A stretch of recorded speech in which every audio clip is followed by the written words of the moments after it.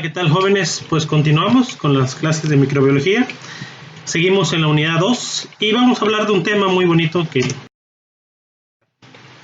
que es la taxonomía. Primero que nada veremos algunos términos comunes que se utilizan. Primero vamos a definir qué es taxonomía. Creo que algunos ya tienen algunas nociones desde preparatoria. Vamos a ver otro concepto muy utilizado, un taxón. ¿Qué es un taxón? ¿Y quién es el padre de la taxonomía? Vamos a ver esos pequeños detalles para empezar esta unidad de competencia. Taxonomía, acá hay tres definiciones que se pueden apreciar. La primera es taxis, del griego, que viene orden, y nomos, que es regla. Entonces, es algo que está ordenado bajo ciertas reglas. Esa es la taxonomía. Es la ciencia que trata de los principios, métodos y fines de clasificación, generalmente científica, y se aplica en especial dentro de la biología para la ordenación jerarquizada y sistemática de los grupos de animales y vegetales. Y la última definición, un poco más sencilla, un sistema de clasificación que provee una forma conveniente de no perder de vista todas las formas de vidas conocidas. Creo que me gusta un poquito más la segunda o la primera, una forma muy simple y sencilla. Taxón es un grupo de organismos con circunscripción, posición y rango. Eso es un taxón. Vamos a definir qué es circunscripción. Circunscripción es el conjunto de caracteres que establecen sus límites o lo delimitan, que vuelven al taxón único, que diferencian sus organismos claramente de los organismos fuera del taxón. La circunscripción se define en función del poder determinar si un organismo nuevo pertenece o no al taxón mediante la observación de sus caracteres. Una jerarquía absoluta o rango llamada categoría taxonómica y una posición taxonómica formada por taxones que lo contienen. Un ejemplo de un taxón, por ejemplo, el cuarto semestre. El cuarto semestre tiene A y B. Si hablamos de toda la escuela de ciencias químicas, hay primer semestre, segundo semestre, tercer semestre, ustedes que son cuarto semestre, que serían el taxón, de cuarto semestre, hay quinto semestre, sexto, séptimo, octavo y noveno, ¿no? Así están en división los semestres. Entonces, podemos agruparlos en taxón a los de cuarto semestre. Y aún los de cuarto semestre podemos subdividir ese taxón en cuarto A y cuarto B. Entonces, si le preguntan, ¿en qué semestre vas? Ah, voy en cuarto. Ah, bueno, es el cuarto taxón. Eso es un taxón. ¿Por qué tienen el mismo conjunto de caracteres? Porque llevan las mismas materias, tienen los mismos maestros, los mismos horarios, etcétera, ¿no? Si cambiamos a subdivisión A y B, pues ya a lo mejor ya serían diferentes maestros en algunas materias, diferentes horarios, entonces eso ya sería una característica que subdivida al taxón. Pero eso es un taxón, así como ejemplo. Los sistemas de clasificación empezaron desde 350 antes de Cristo. Entonces fue un gran filósofo griego, Aristóteles, que hizo una clasificación muy sencilla entre reino animal y reino vegetal. Además introdujo el término de especie, que son formas similares de vidas. Fue el primero que introdujo ese término, ¿no? Piensan que es algo sencillo, a lo mejor algo tonto, pero esta taxonomía de dividir en animales, por ejemplo, terrestres, marinos y aéreos, los que vuelan, duró bastante aproximadamente 2000 años, ¿no? Otro de los digamos científicos, de los filósofos de aquella época, fue alumno de Aristóteles, Teofrastro, hizo un poquito más allá. Se fue a las plantas y a las plantas las dividió en hierbas, arbustos o árboles, ¿no? Ya saben la diferencia entre hierbas o un arbusto y un árbol, ¿no? Y estos sistemas de clasificación entre Aristóteles y Teofrasto duraron casi 2000 años. Así algo tan sencillo fue algo que duró bastante tiempo, ¿no? Fue hasta los siglos XVI y XVII que los exploradores llevaron a Europa plantas y animales a identificar de otras tierras, cuando se empezó a necesitar otro sistema de clasificación y se hicieron listas organizadas de acuerdo con las características estructurales y el valor medicinal. Acuérdense que taxonomía debe ser un orden, ¿no? Dependiendo de ciertas reglas y si pertenecen a ese taxón. Otro de los grandes científicos que dice la historia de la ciencia fue John Ray. John Ray fue un botánico inglés. Entonces él fue llamado el padre de la historia natural inglesa. Imagínense, él vivió de 1628 a 1705 y empezó a hacer esa clasificación, ¿no? Acuérdense que él vivió 200 años antes que Darwin, Charles Darwin, y Gregor Mendel. Entonces, John Ray fue el primero en observar que la especie es un grupo de organismos capaces de entrecruzarse y que las variaciones en una especie son el resultado natural del entrecruzamiento. Además, entendió la necesidad de dar nombres científicos y dio a cada organismo un nombre en latín. En aquel entonces, las personas cultas era el idioma de la ciencia, el latín. Por eso muchos nombres científicos se siguen utilizando en. Otro importante, si ustedes les preguntan, si hay una pregunta, por ejemplo, para ingresar a un grado y les preguntan quién fue el padre de la taxonomía, no van a poner Aristóteles. El padre de la taxonomía actual es Carlos Linneo, ¿no? A él se le conoce. Ya vieron que Aristóteles empezó, pero el de la taxonomía actual es Carlos Linneo, que fue un botánico sueco. Desarrolló un modelo y sistemas de clasificación y publicó el libro de Species Plantarum. Entonces, este libro de Species Plantarum, si lo quieren, lo recopilé de internet y está dentro de los archivos que les comparto de la biblioteca de libros que están. Lo pueden ver, echar una ojeada, el de Species Plantarum, y van a ver cómo hace la descripción de esto, ¿no? Entonces, él desarrolló, Carlos Linneo, un sistema universal para nombrar a los seres vivos. Así, cualquier científico, independientemente del idioma que utilizara, podría referirse a un determinado organismo y el resto de la comunidad científica. Nosotros nos vamos a enfocar en esta parte a taxonomía bacteriana. Ya ven que hay taxonomía de plantas, taxonomía de hongos, que vamos a ver más adelante. Y hay muchas taxonomías, ¿no? La que nos interesa a nosotros, vamos a ver, es la bacteriana, por el área de microbiología. Esta comprende de tres cosas: clasificación, nomenclatura e identificación. Clasificación es el orden de los seres vivos en grupos o taxones, en función de qué tanto se parezcan. Esa es una clasificación. La nomenclatura, como su nombre lo dice, es el nombre que se le da.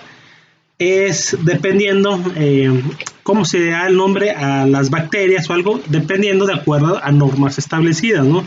Dependiendo en qué grupo esté, en dónde se haya localizado, quién lo localizó o cuál es el tipo de ambiente. Por ahí se va escogiendo el tipo de nombre que se les da a los microorganismos. Y la identificación, pues es el proceso en el cual, primero que nada, se tiene que aislar. Estamos hablando de bacterias, una bacteria, y realizar ciertas características, tinción Gram, gen 16S, pruebas bioquímicas, antibiogramas, etcétera, ¿no? Varias cuestiones para ver cómo es el metabolismo, la evolución, cómo son los genes, qué tipo de genes contiene, etcétera. Hay varias cuestiones para identificar un microorganismo. Este es el árbol filogenético que nos enseñan en la primaria, en el cual hay 5 reinos: animal, planta, hongo, protistas y monera, ¿no? Este fue el propuesto por Whittaker Desde 1969 y hasta la actualidad, muchos lo siguen utilizando, aunque ya es obsoleto, ¿no? Este árbol ya no se utiliza, pero pues muchos todavía lo siguen utilizando como una clasificación de los reinos. ¿Qué son las plantas? Son sistemas eucarióticos, multicelulares, fotosintéticos, sexuales. ¿Qué son los animales? Eucarióticos, multicelulares, sexuales, móviles. ¿Qué son los hongos? Eucarióticos, multicelulares, etcétera, ¿no? Y así los protistas y los del grupo Monera. Si ustedes buscan en internet jerarquía taxonómica, pues van a encontrar esta imagen, ¿no? Es muy común. Está de orden descendiente del lado izquierdo y de orden ascendiente del lado derecho, ¿no? Dominio, reino, filum o filo, clase, orden, familia, género y especie. O si lo vemos al revés, de orden ascendente, empezamos con especie, género, familia, orden, clase, filo, división, reino, dominio y llegar a la vida. Esa es una clasificación taxonómica muy sencilla. Animal, artrópoda, mandibulata, insecta, como diría Vegeta, ¿no? Insecta, díptera, drosófila, drosofita y melagonaster. Drosófila melagonaster es la mosquita de la mosca. De hecho, Drosophila melanogaster es el insecto tipo.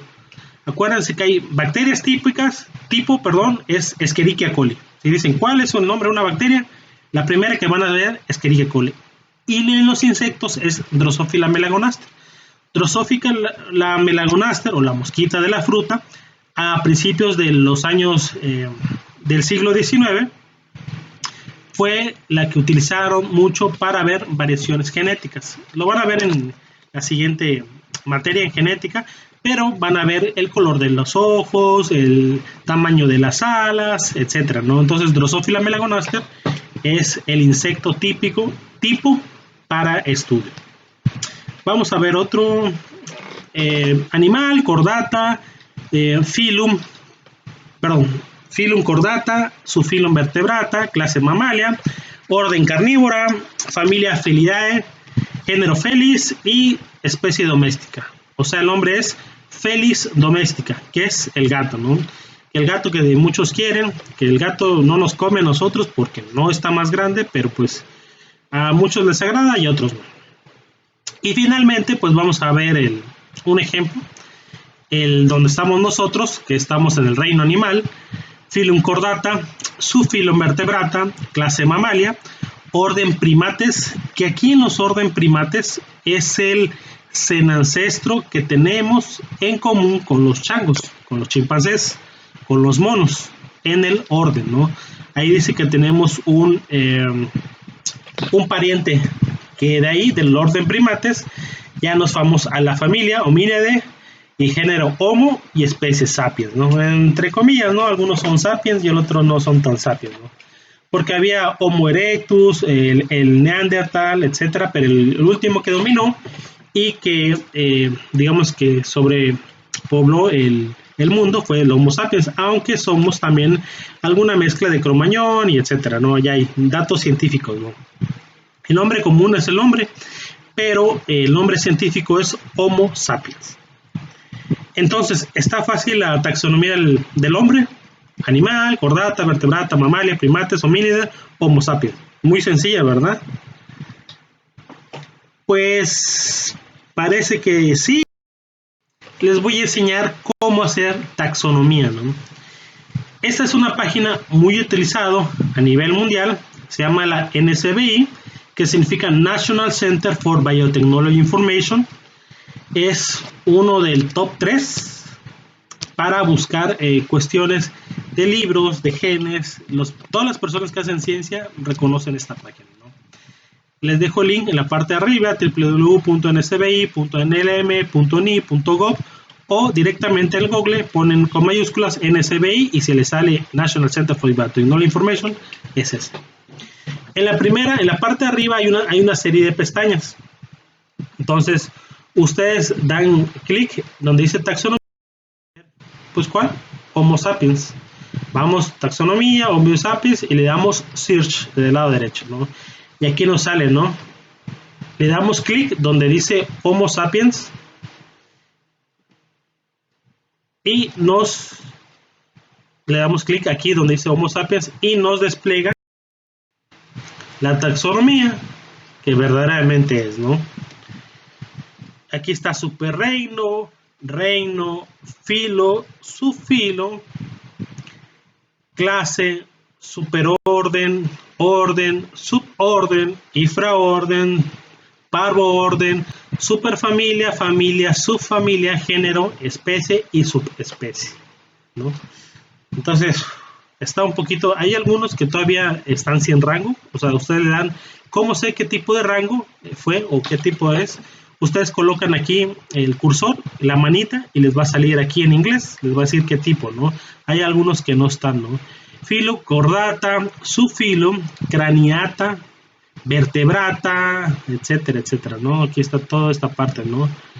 Tetrápoda, aminota, mamalia, teria, euteria, oreuteria, urochontogiles, primates, y seguimos, ¿no? Homínido, Homo sapiens, ¿no? Y aún los Homo sapiens se dividen en subespecies, lo que les comentaba, ¿no? El Neandertal y Denis homíneo. Estaría bueno, ¿no? Para aprenderse y preguntar toda la taxonomía en el examen. Pero lo que nos interesa a nosotros son las bacterias. Y vamos a ver una bacteria, ¿no? Este es un ejemplo. En la misma página en SBI. Y puse una bacteria que es primo del bacillus, se llama Texcoconibacillus texcoconensis. Texcoconibacillus es el género y Texcoconiensis es la especie, ¿no? Aquí nos sale su taxonomía, superreino, bacteria, filo Firmicutes, clase Bacilli, orden Bacilliale, familia Bacilliaceae y género Texcoconibacillus. Si ven, desde la familia para atrás son también de los bacillus, ¿no? Lo publicó en el 2013 un tal Ruiz Romero, Coutinho María Los Ángeles, Valenzuela Encinas, otros colaboradores y en el laboratorio del doctor Luc Dendoven. Entonces, sistemas de clasificación. Vamos a ver un sistema de clasificación en el cual vamos a ver dos grandes, sistema fenético y sistema filogenético, ¿no? Fenético, su nombre lo dice, ¿no? Son los microorganismos que son en función de semejanzas fenotípicas. ¿Qué son las fenotípicas? Lo que podemos ver, si está gordita, si está chaparrita, si está peluda, si está abultada, eso es el fenotipo, lo que podemos observar.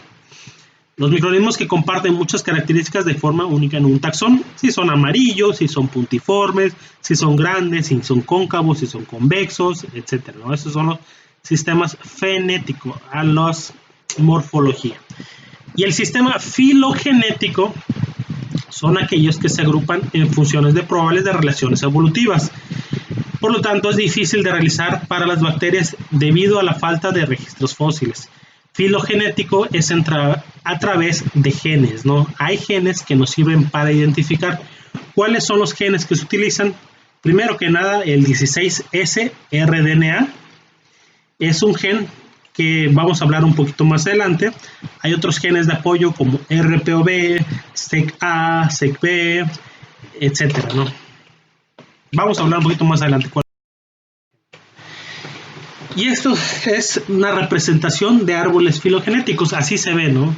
¿Cuál es la morfología? Este es como un árbol, este es un árbol, este es una rama, este digamos que es la rama principal y aquí son las ramas aledañas. Lo mismo es esto es un árbol y estas son, digamos que las ramitas y este es otro tipo de topología, ¿no? Vamos a ver el primero, ¿no? El primero se llama un cladograma, ¿no? Un cladograma solo utiliza las relaciones de ancestrías entre OTUS. OTUS significa unidades taxonómicas operativas, por sus siglas en inglés, ¿no? ¿Qué significan las OTUS? Las unidades taxonómicas operativas son son las bacterias, ¿no? Imagínense que es un árbol y estos son los frutos. Lo que nos interesa son los frutos o son las hojas, ¿no? La última parte, ¿no? de los árboles filogenéticos. ¿Qué significa este árbol? Este árbol filogenético lo único que nos va a dar es qué tan cercano son los microorganismos. Por ejemplo, Galegae con Huatlense, digamos estos son primos hermanos o son carnalitos, estos se parecen mucho. El que menos se parece a esto es Japónico, si lo ven, tienen que seguir, imagínense que esto es como carretera, ¿no? Tienen que seguir aquí la carretera o los palos de árbol. Si son alguien, imagínense que una ardilla se tiene que trasladar de aquí a Huatlense, ¿no? Entonces este camino es mucho más cortito que de Galegae a Japónico. ¿Qué es lo que nos quiere decir? Que Meollitu se parece bastante o está más cercano a Galegae y a Huatlense, Meollitu, que con Japónico, ¿no? Lo mismo, no la distancia, ¿no? Solamente este cladograma nos da las relaciones que existen entre ellos, qué tan parecidos son. ¿Quién nos dice qué tanto? Una topología aditiva. La topología aditiva sí va a dar longitudes entre las ramas. Estas longitudes son estos numeritos: 0.05, 0.06, 0.02, 0.02, 0.01 y digamos que esta barra 0.1. Pongamos el ejemplo, ¿no? Las primeras dos, ¿qué tan cercano están? Galegae con Huatlense están 0.05 o 0.06. ¿Qué distancia hay de aquí? Corro esta distancia, 0.05 más bajo 0.06, o sea, esta distancia aquí hasta acá es de 0.11. Si yo vea, por ejemplo, Japónico con Galegae, tengo que sumar 0.05 más 0.02, que dan 0.07, más 0.02, que da 0.09, más 0.1, da 0.1 y más 0.1, la distancia es 0.2. De Galegae a Japónico es 0.2 y así saca la distancia de cada uno y ven quién es el más cercano, ¿no? Meollitu, ¿qué es más cercano a Galegae o a Huatlense? Pues a Galegae, porque aquí está más chico el número. De hecho se puede ver a simple vista, ¿no? Si vamos recorriendo, llegamos a este punto en el cual los dos convergen. ¿Cuál sería la ruta más cercana? Sería esta, que es de 0.05 a 0.06. Entonces esta se parece más a esta, ¿no? En comparación de esta. Y la topología, esta es la que más se utiliza, ¿no? La topología aditiva es una de las que se va. ¿Qué esa distancia cómo se hace? Bueno, hay programas estadísticos en los cuales nos van a arrojar aquí recuerdan que el análisis va a ser filogenético, va a ser a través de genes. Entonces, una adenina, una timina, una guanina, una citosina van a dar diferentes relaciones entre sí. No voy a meter mucho a eso porque ya es bioinformática, pero a veces una transición y transversión, que vamos a ver también más adelante, van a dar diferentes números. Entonces, no va a ser la misma una transición, que es más fácil que se dé en la naturaleza, a una transversión, que a lo mejor se dé un poquito más difícil, ¿no? Debe haber alguna mutación o algún efecto raro para que sea una transversión. Y una topología ultramétrica es un donograma o un árbol linearizado en el cual ya no se utiliza mucho. El que más se utiliza, vamos a utilizar este. Este es el ejemplo de la bacteria que habíamos mencionado anteriormente, que era del superreino Bacteria, filo Firmicutes, clase Bacilli, orden Bacillales y la familia Bacilliaceae. Esto se hizo a través del gen rRNA16S. Vamos a ver por qué se utilizó este gen cuando expliquemos más adelante, pero vemos la similitud con las demás bacterias. ¿Qué es lo que pasa en las bacterias? Tenemos que poner el género y la especie, ¿no? Por ejemplo, este numerito BLX, CLX, 004, 002, 048T, todos estos numeritos, cada laboratorio se los puso. Digamos que es la forma en que un laboratorio enumera sus cepas para no perderse. NBCR, etcétera, ¿no? O también puede ser el número que se le asigne a algún cepario. Por aquí es NBCR, vamos a verlo más adelante. Y este número rojito que tienen todas las demás es el número de acceso a la NCBI. Si ustedes ya no quieren buscarlo por el nombre, lo pueden encontrar con sus números de acceso a esta base de datos de la. Seguimos viendo cómo se hacía nuestro árbol filogenético. y vemos que era pariente del Bacillus. ¿Por qué pusimos muchos Bacillus? Porque estos Bacillus se asemejaban mucho a esta bacteria, a Bacillus thescoconiense, que dice género nuevo y especie nueva. 13cc fue el nombre que le puse porque es en la caja 13 que utilicé del medio cultivo CC, que así le puso el nombre de los medios, y JN 571119. Este es el número de acceso de la NSBI. Es el número de acceso que te da la NSBI cuando se sube a esta base de datos. Además, existen otros números, ¿no? 671, 701, 908, 786, 999, etc. ¿Qué significa esto? Estos números nos dicen que estos ramas, estos donde están aquí los puntitos, se hizo un Bobstrack de 1000 veces. ¿Qué significa? Que 1000 veces se hizo el árbol filogenético bajo estos medios informáticos y que 999 veces se formó esta rama, Geomicrobium Halophilum con Natribacillus Halophilum, ¿no? 999, ¿qué quiere decir? Que es una rama muy fuerte, ¿no? Donde no haya números es que es menor a el 50%. Entonces, 489, 350, etcétera. Entonces, esta rama filogenética no es tan fuerte como estas que están por aquí. Vamos a ver otra bacteria que es Natronoborum thescoconiense. Perdón, esta no es una bacteria, esta es una arquea. Estamos hablando entonces de procariotas. Las arqueas son procariotas igual que las bacterias. Y también fue descubierto por un tal Ruiz Romero y colaboradores en el 2013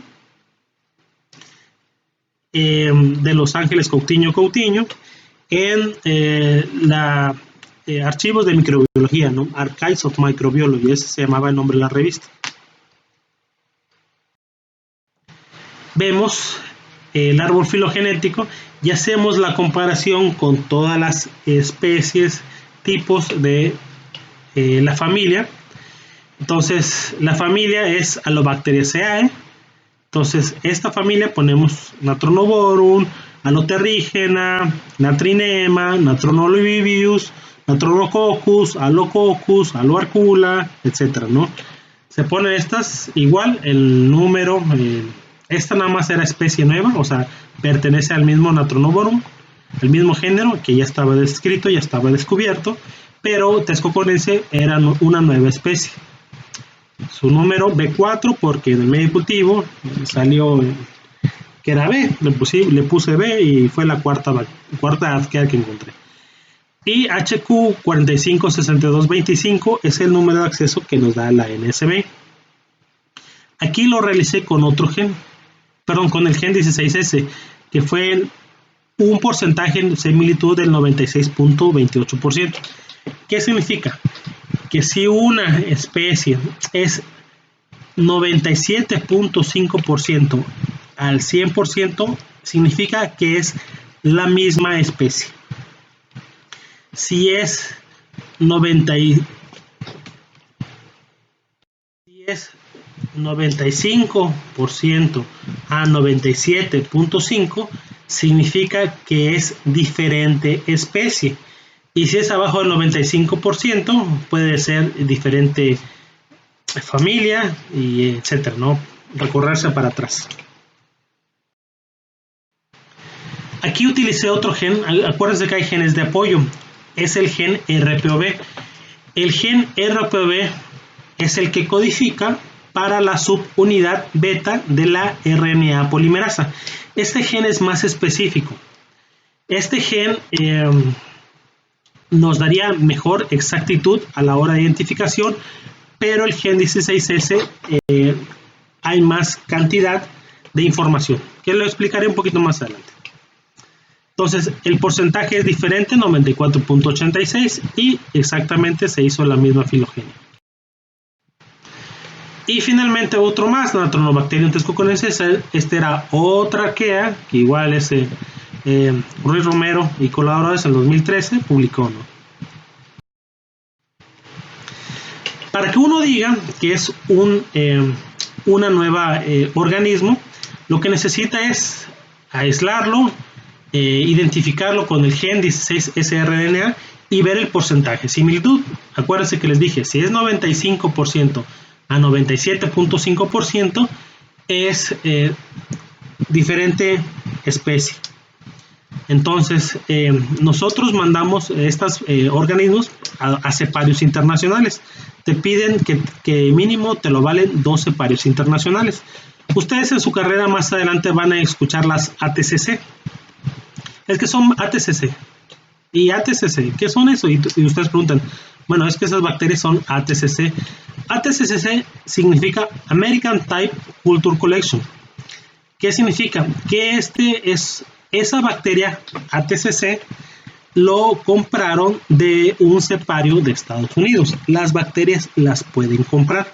Entonces, si alguien quiere una bacteria, pero también hay ciertas restricciones, ¿no? Por el bioterrorismo, entonces, etcétera, etcétera, ¿no? Pero ustedes, si quieren, pueden pedir una bacteria que sale normal entre unos 3.500 a 6.000 y pues va elevando los costos y precios. Esa es otra página. La JCM, que fue un cepario donde envié las cepas, Japan Collection of Microorganisms, que aquí está en su parte arriba, y aquí nos explica qué significa, ¿no? Cada abreviatura, ¿no? Hay ceparios en México. En ceparios en México hay en Cinvestav, hay en el Politécnico, hay en la UNAM. Entonces sería cuestión de buscarlos y se manda la cepa. ¿Para qué nos sirve un cepario? Primero que nada, estamos encontrando algo nuevo. Nosotros necesitamos que alguien más corrobore nuestros datos, es decir, si tu porcentaje de gen 16S si es el correcto, si estás diciendo la verdad. Y segundo, esto lo hacen gratis, ¿no? La identificación te la hacen gratis y el certificado. ¿Cuál es la ganancia para ellos? Para ellos la ganancia es que ya tienen la cepa y ellos lo van a conservar en las mejores condiciones. Lo van a liofilizar, lo van a congelar, etcétera, ¿no? Van a saber, ellos ya sabrán qué hacer. Y si alguien les pide la cepa, pues ellos lo pueden vender, ya tienen el derecho de venderla y se quedan con ese dinero, ¿no? Por el gasto que hacen también por la conservación y la propagación de las cepas. Pero recuerden, no solamente el gen 16S es como una, digamos como la huella molecular, ¿no? Dactilar. Entonces, por ejemplo, si alguien está en un salón de clases, ¿no? Y quiere entrar, imagínense, ¿no? Puede accesar, digamos que con su huella digital, ¿no? De repente, pic, pone el dedo en la puerta y dice, es Manuelito. Pic, es Perenganito. Pic, es Sutanito. Sí, saben quién es Manuelito, Perenganito y Sutanito. Sin embargo, no saben las características que es.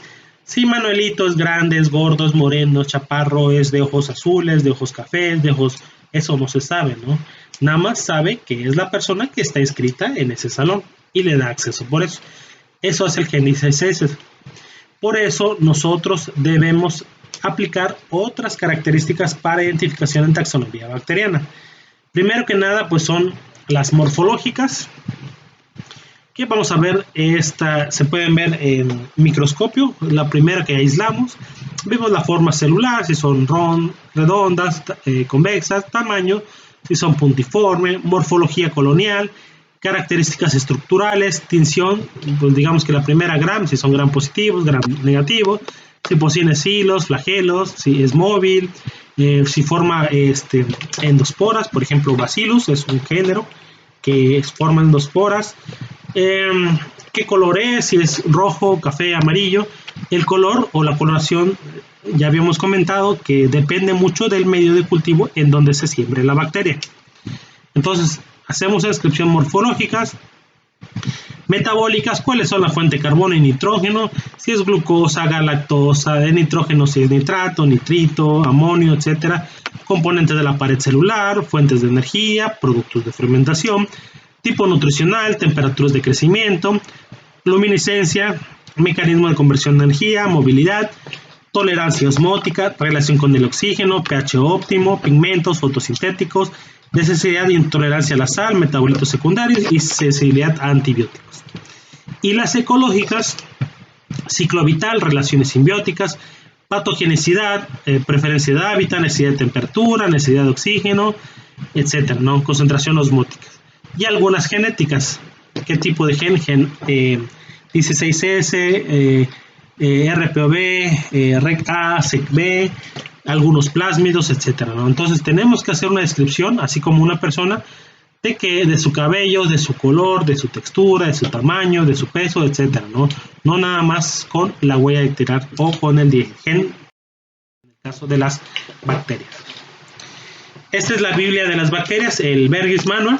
Entonces también se los pasé, es la primera publicación desde 1957, está en inglés, obviamente, y menciona cómo se empezó a identificar las bacterias y cómo se empezaron a nombrar, ¿no? Échale un repaso, igual, repito, está en los libros que yo les pasé, pero si no, también está ya en línea, online, entonces ustedes pueden buscar algunas características del Bergius Manual, también les pasé algunos, y pueden buscar también bacterias, ¿no? Vamos a ver filum, acidobacterias, clase acidobacteria, orden acidobacteriales, familia acidobacteriaceae y el género acidobacterium, ¿no? Le dan clic y encuentran el artículo del cual hicieron la primera descripción. Le dan aquí en obtener PDF y les va a decir qué es rod shaped cell, ¿no? Que son formas de bacilos de las células de 0.3 a 0.8 micrómetros por 1.1 a 2.3 micrómetros, que es gram strain, es tinción gram negativa, no fotosintéticos, no forma esporas, solo se agrupa en singulares, en pares o en cadenas cortas, produce cápsula, es aeróbico, etcétera, metabolismo, ácido, crecimiento pH de 3 a 6, de 3.5 cloruro de sodio, no hace nitrificación, catalasa positiva, quimio organotrófico, crece en fuentes de azúcares, toda esa es móvil, ácidos grasos, toda esta clasificación DNA, el contenido de GC 59.7 a 60.8%. Toda esta característica es la forma en la descripción, no nada más el gen, sino características fisiológicas y metabólicas. Bueno, hay algunos artículos o revistas que no están, que son libros que valen pues 25, 39 dólares. Entonces, es una página muy buena. Ese es un tip. CSAP-UP. Este es... fue diseñada, ya tiene algunos añitos, por una ucraniana, entonces es buscada creo que por el FBI, pero pues dio a la ciencia un vuelo, ¿no? Aquellas personas que antes no se podía entender, por tener ese tipo de información científica, porque pues valen los artículos, ¿no? Tendrías que estar en la UNAM o en el CIMBESTAB para descargar ciertos artículos para hacer investigación o ciencia, pero ahora gracias a esta página entren, pueden poner el URL del documento o el DOI y le dan acceso, ¿no? Traten de buscar aquellos artículos que no puedan descargar, es un buen tip. Bueno, vamos a hablar sobre el gen, que ya hemos hablado tanto del gen 16S-rRNA. En los años 70 hubo un gran problema porque empezaron la clasificación de taxonomías, empezaron a pasar cosas muy parecidas. Pues eran las bacterias, digamos, color blanco, redondas, descarboxilaban los mismos azúcares, catalasa positiva, oxidasa negativa, indol positivo, etcétera, etcétera. Hacía había una tabla de 50 características bioquímicas y a veces las bacterias pegaban iguales. Pero finalmente una producía un exopolisacárido y la otra no. Entonces ya eran dos cosas diferentes, ¿no? Entonces dijeron, bueno, ¿qué hacemos, no? Dijo la banda, ¿qué hacer? Entonces, en los años 70 hubo una revolución de las computadoras y dijimos, ¿y si empezamos a ver el gen 16S-rRNA, que es un gen que tiene tres características importantes. Una, está en todos los seres vivos, este gen. Dos, tiene regiones variables y regiones conservadas que hacen que se puedan comparar. Entonces, las regiones variables, digamos que son estas partes, las de amarillo, son más o menos variables cuando se salen de los grupos taxonómicos. ¿A qué me refiero? Entre familias puede que las variables no sean tan variables, pero si comparamos de entre familias, pues las regiones variables sí van a estar un poquito más diferentes, ¿no? El gen 16S RNA es de aproximadamente 1540 pares de bases. Se empieza a amplificar este gen y además la gran información desde los años 70 empezó a hacer una base de datos muy robusta. O sea, ya podemos hablar de millones de secuencias del gen 16S, a diferencia de otros genes. Pongamos números, ¿no? Digamos que el gen 16S hay 80 millones. Y de los otros genes, por ejemplo RPV, hay 500,000. Entonces, si nosotros encontramos o descubrimos una nueva especie o queremos saber qué tipo de especie es, amplificamos el gen. ¿Cómo amplificamos el gen? Es fácil, haciendo una extracción de DNA con algún método manual o un kit, y después hacemos la amplificación a través de la técnica de PCR, que esta técnica la van a ver mucho más adelante en genética, pero con esta técnica es amplificar muchos segmentos o muchos pares de bases para poder identificarse. Se amplifica con PCR y se manda a secuenciar. Ya la secuenciación es la que se analiza y se compara en las bases de datos, ¿no? Para hacer un análisis bioinformático. Entonces, esa es de las grandes regiones. Y la última gran característica es que este gen 16S-RNA es de parte del ribosoma, y el ribosoma no sufre transferencia horizontal de genes. Por ejemplo, en bacterias ya habíamos comentado que a través del pili se puede dar mucha información genética, pero con este gen se pueden albergar en cualquier parte, pero no en el ribosoma. Entonces, ayuda a que la información que se tenga pueda ser confiable. Estas imágenes de estructuras secundarias, así se ven de una bacteria, por ejemplo de Escherichia coli. Estos, los puntos rojos, están algunas diferencias con alguna arquea, Metanococcus, y alguna eucariota, es Saccharomyces cerevisiae. Saccharomyces cerevisiae es una levadura, es un hongo que pues se utiliza para la elaboración de cerveza. ¿Y cómo es la diferencia? En estos bacterias y arqueas se utiliza el 16S, y en eucariotas, en este caso en esta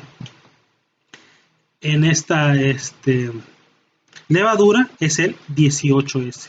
¿Qué significa S? 16S y 18S. S es unidades Svelber, es las unidades de sedimentación. Cuando en una centrífuga sedimentaron, estas sedimentan a 16 y estas sedimentan a 18S. Esa es la velocidad Svelber. Y pues ya el Charles Darwin ya había visto algunos árboles filogenéticos. Este es del origen de las especies, cuando estuvo en las Islas de Galápagos. Creo que ya ustedes ya leyeron ese libro, y si no, pues muy recomendado para ustedes que están en formación de estas áreas de ciencia de la salud, que le echen un vistazo al origen de las especies de Charles Darwin. Pasamos a un arbolito un poquito más actual. Pongo este árbol filogenético de Carl Woolf del 94 porque hasta ese año se hizo un nuevo dominio de la vida, que son las arqueas. Las arqueas se descubrieron desde los años 70, pero hasta los 90 se reconoció como un nuevo dominio de la vida. Entonces, como pueden ver aquí, las arqueas se parecen más filogenéticamente a las eucariotas. Aquí miren, este puntito está más cerca, converge más a eucariotas que a las bacterias, y morfológicamente una arquea y una bacteria a veces no se puede distinguir.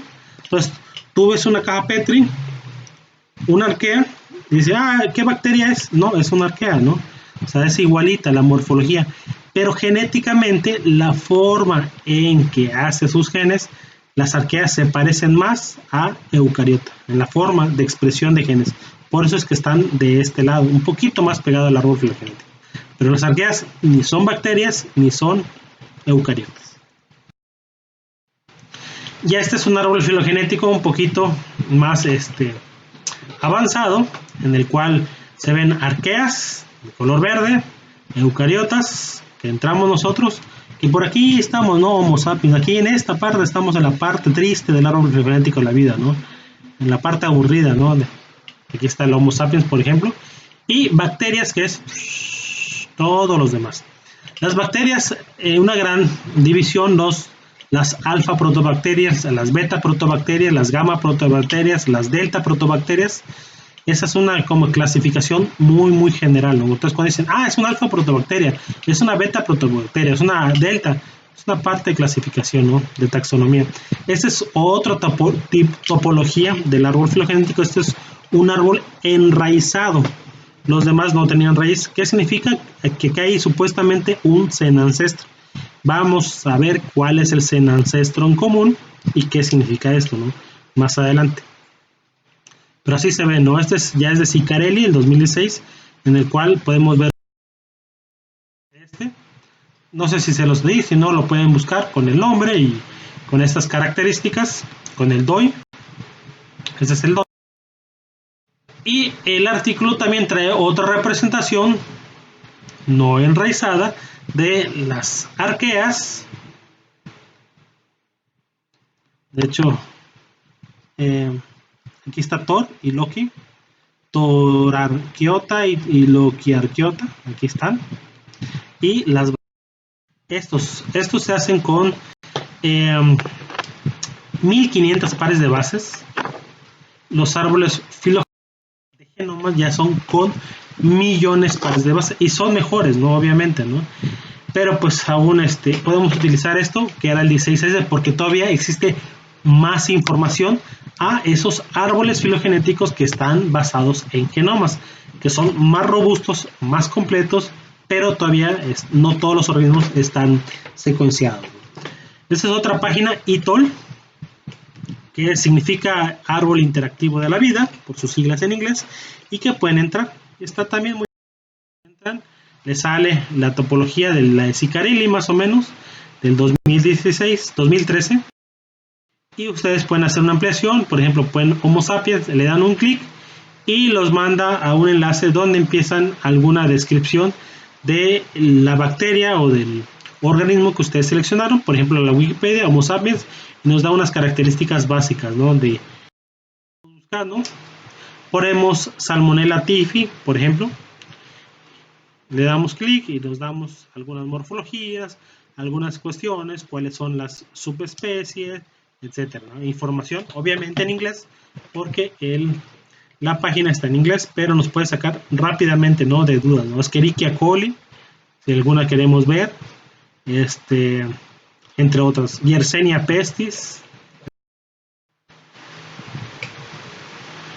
Esta es otra página para ver árbol filogenético y ITOL, el 2 de julio de 2019, y aquí está el link para ver el árbol interactivo. Lucy en aquel entonces era, digamos que, los restos más antiguos, que ahorita ya hay otro. Lucy se puso porque cuando los investigadores estaban encontrando estos restos de Australopithecus, que tiene 3.2 a 3.5, estaban escuchando a los Beatles en Lucy in the Sky. Entonces esa canción le sirvió para nombrar a Lucy. Lucy no es el ancestro del humano más antiguo, hay una nueva especie que podría robarle el título. Y es otro Australopithecus de Jurema, que habitó hace 3.4 millones de años. Esta es una información un poquito más reciente. Hay muchos candidatos potenciales a esta descendencia y, como se pueden ver, en los dientes, en las mandíbulas, etcétera, etcétera. Bueno, algunas características. Pero en bacterias vamos a hablar sobre LUCA. LUCA, por sus siglas, Last Universal Common Ancestor. ¿Qué significa? Que hay un ancestro común entre todos estos, ¿no? Pero LUCA no significa el primer organismo vivo que existió. No significa, o sea, el ancestro universal no es uno nada más. No es el organismo actual más próximo en sus características del pasado, de antepasados en común, y que solo existía este organismo al principio, ¿no? Esto significa LUCA, ¿no? No nada más era esto, ¿no? Acuérdense que hay diversas teorías, por ejemplo, en la panspermia, que bacterias vienen del universo a través de meteoritos, etcétera, etcétera, ¿no? Para generar vida, ¿no? ¿Y cómo se hace la nomenclatura o los nombres de los microorganismos? Ustedes han visto, por ejemplo, SPP, Salmonella SPP, ¿no? Acanthamoeba SPP. Pero también han visto Rhizopus sp y Cenedesmus sp, ¿no? Que esta es una microalga. SPP significa, cuando es plural, significa que sabes que es del género Salmonella, pero hay diferentes especies. Por ejemplo, puede estar Salmonella typhi, Salmonella paratyphi, Salmonella entérica, etcétera, ¿no? Hay diferentes especies. SPP es plural y SPP es singular. Esa es una Rhizobium que encontraron que es del género Rhizobium, pero no saben qué especie. Lo mismo con Cenedesmus, es del género Cenedesmus, pero no reconocen cuál especie es. Cuando nosotros nombramos a los microorganismos la primera vez, tenemos que decir el nombre completo. Algunas veces se entiende en contexto, sin embargo, tenemos que referir. Por ejemplo, Penicillium roqueforti sirve para hacer el queso, ¿no? El queso Roquefort, ese sabrosito queso que nos comemos en quesadillas o solito. O Staphylococcus aureus, se puede poner S. aureus. El género es S y aureus es la especie. Escherichia coli puede ser E. coli o Microcampus coli, como M. canis. Eso puede. Sin embargo, hay organismos, por ejemplo, decimos E. coli. E. coli puede ser Entamoeba coli, que Entamoeba no es una bacteria, es un parásito, y Escherichia coli, que es el representativo de las bacterias. Entonces, E. coli podemos decir Entamoeba coli para E. coli, o E. coli puede decir para Escherichia. Entonces, dependiendo del contexto, si la primera vez ponemos, debemos escribirlo completo. Lo mismo, por ejemplo, por S. aureus, puede ser Staphylococcus aureus, que Staphylococcus aureus es una bacteria que, por ejemplo, se encuentra muy común en las fosas nasales, o Streptomyces aureus. Streptomyces, que es otra bacteria muy diferente de Staphylococcus, que es una bacteria gram positiva, que es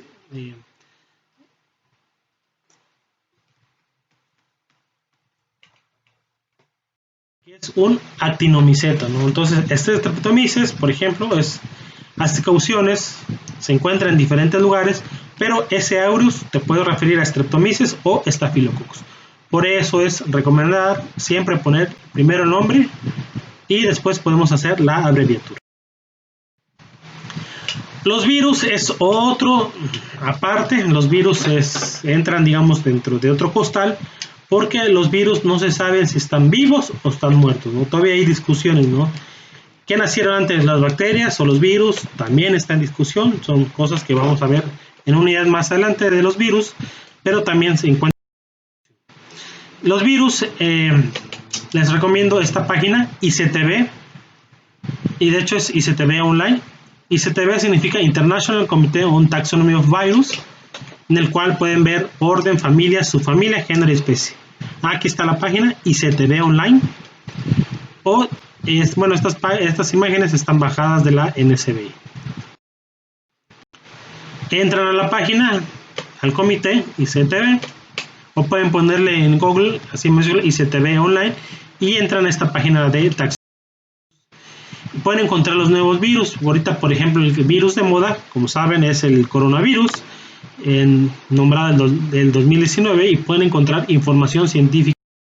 ¿No? Ese es el primer artículo en donde encontraron el virus. Entonces ahí está la descripción del virus, y esta es la categoría: orden, familia, género, especie, etcétera, ¿no?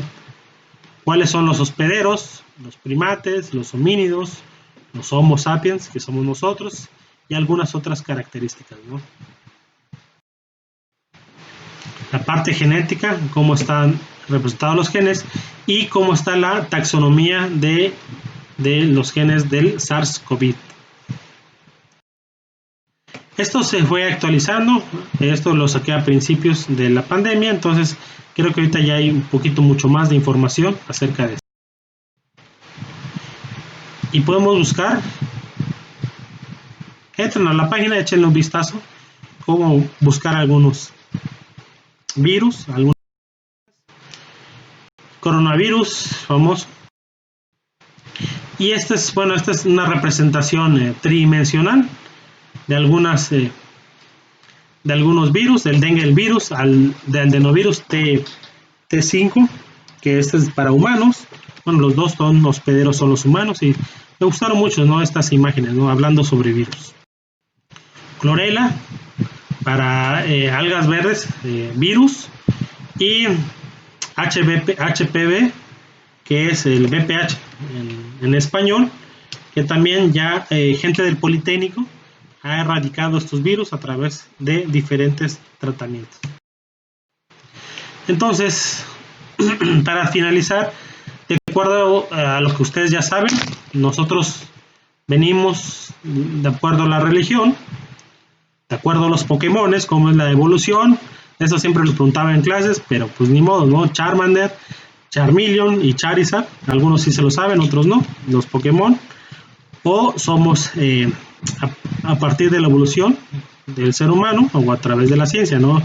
Ya podemos ver cómo ahí está la clasificación, aunque algunos nos parecemos más a otros, ¿no? Entonces, ¿sabes, Filogenia, que fue primero el huevo o la gallina? Ya se puede contestar fácilmente. Entonces, aquí está, en esta parte, aquí están los mamíferos, pero en esta parte aparecieron los huevos para posteriormente sacar a la gallina. Que la gallina es la prima lejana del Tiranosaurio Rex. Esa es la gallina, ¿no? Por eso es tan brava y tan fuerte, ¿no? Los dinosaurios ya se extinguieron, pero pues digamos que quedó la representación. Entonces, recuerden, género y especie se pronuncia o se escribe en latín. Y pues esta es todo, ¿no? Es una introducción a la filogenia. Si tienen dudas, les podemos contestar a dudas, y de mi parte es todo.